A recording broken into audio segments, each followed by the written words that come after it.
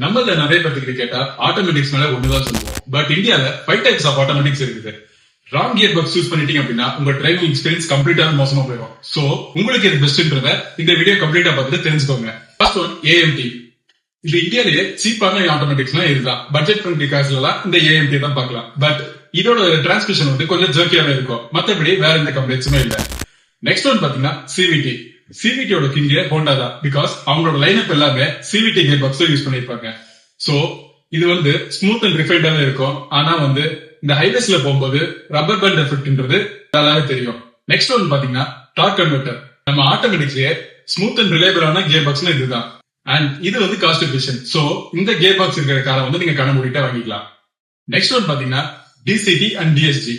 நல்லா gear shift பண்ணணும்னு நினைக்கிறவங்களுக்கு இந்த டிசிடி அண்ட் டிஎஸ்ஜி அவ்வளவு சூப்பரா அவ்வளவு டப்புன்னு கியர் ஷிஃப்ட் பண்ணிடும். ஆனா டிராபிக்ல இதோட ஹீட்டிங் இஷ்யூஸ் இருக்கிற மாதிரி நிறைய பேர் சொல்லிட்டு இருக்காங்க. நெக்ஸ்ட் ஒன் பாத்தீங்கன்னா ஐஎம்டி. இது வந்து கிளச்லெஸ் ஆட்டோமேட்டிக்.